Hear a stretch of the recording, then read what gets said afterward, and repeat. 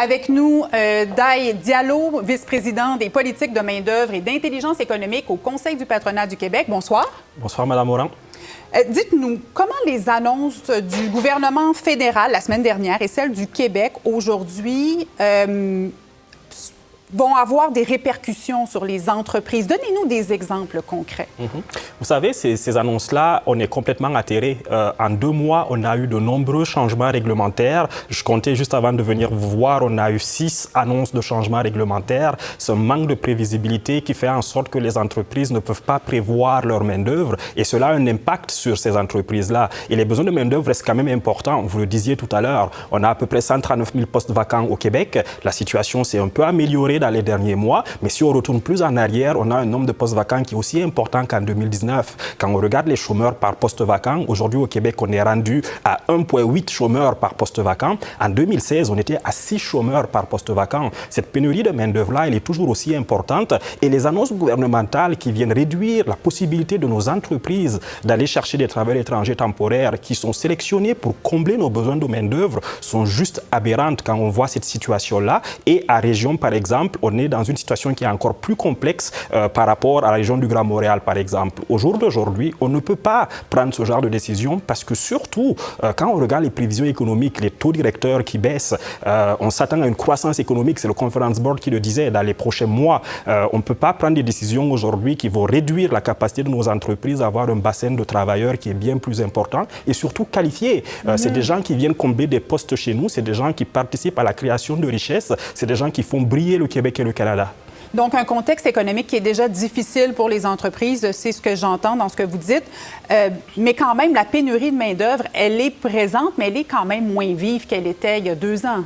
C'est sûr qu'elle est moins vive qu'elle était il y a 2 ans, mais quand on regarde sur le temps, en 2019, je me rappelle qu'on disait déjà qu'il y avait une pénurie de main-d'œuvre puis qu'il fallait trouver des solutions. On se retrouve dans cette même situation-là. Puis vous savez, combler ces postes, ça prend beaucoup de choses. Il y a peu de chômeurs qui sont disponibles au jour d'aujourd'hui, puis il y a des enjeux d'adéquation des compétences. Il y a des secteurs qui ont besoin de gens et ces chômeurs-là n'ont pas ces compétences-là. Et c'est pour ça qu'il faut vraiment aussi miser sur la formation et la requalification. Vous savez, nos régions sont très grandes. Quand vous allez, par exemple, dans l'Abitibi, en Abitibi-Témiscamingue, cette pénurie de main-d'œuvre-là fait qu'il peut y avoir des gens qui sont présents à un certain endroit alors que les besoins sont ailleurs. Les entreprises d'ici, elles font tout pour aller chercher ces travailleurs-là. Elles affichent leurs postes, elles vont chercher des personnes éloignées du marché du travail, les personnes en situation de handicap, mais le dernier recours, c'est vraiment les travailleurs étrangers temporaires. Et vous savez, aller chercher ces travailleurs-là, ça prend entre 7 000 $ et 15 000 $ par entreprise. C'est des ressources financières, c'est des ressources humaines qui sont mises dans ce processus-là et c'est vraiment un dernier recours que les entreprises y vont.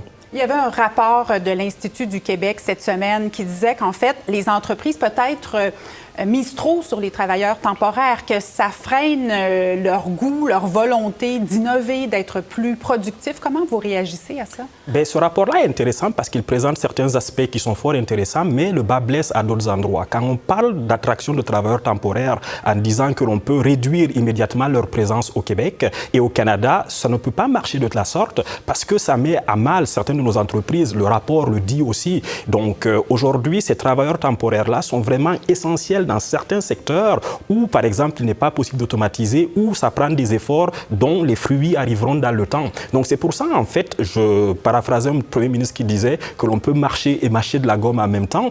Il faut avoir des efforts en innovation qui vont avoir un impact sur ces entreprises-là à moyen et long terme. Et pendant ce temps, on ne peut pas se passer de cette immigration temporaire-là. Et donc, il faut faire les deux choses en même temps. Et c'est pour ça que nous, on demande vraiment cette concertation-là où tous les acteurs seront écoutés, entre autres les employeurs, pour que l'on puisse identifier les secteurs où la capacité d'innovation est présente pour aller aussi loin que possible et les secteurs où l'immigration temporaire peut continuer à avoir l'impact positif qu'il a au jour d'aujourd'hui sur notre économie. Mais reconnaissez-vous qu'il faut y avoir des actions pour essayer de diminuer la pression sur les services publics, l'enseignement, la santé, le logement également? Est-ce que c'est une préoccupation qui vous rejoint?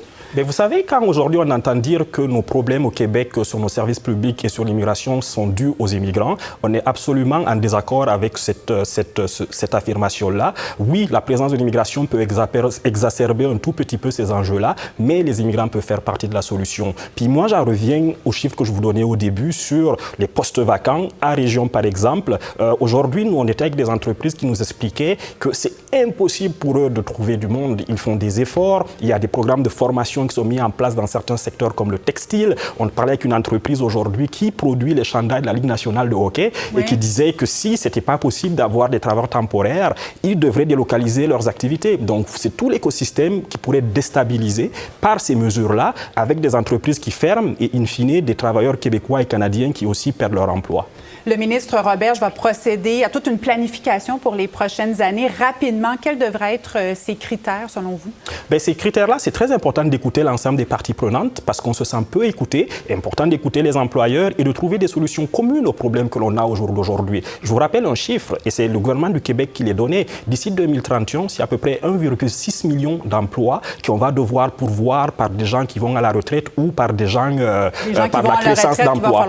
C'est ça. Et selon les chiffres du gouvernement du Québec, c'est à peu près 22% de tous ces postes-là qui seront comblés par l'immigration. Et nos calculs disent que c'est 84 000 immigrants permanents que l'on devrait recevoir. Donc, c'est prendre en considération toute cette réalité-là pour arriver aux meilleures décisions possibles pour l'ensemble des Québécois, mais aussi pour ces travailleurs temporaires-là, qui sont des humains ou ces immigrants économiques-là, dont les règles changent à tout moment et qui mettent aussi en péril leurs projets. C'est des gens peut-être qui veulent rester au Québec et au Canada. Merci beaucoup d'avoir été avec nous ce soir. Merci beaucoup, Mme Morin.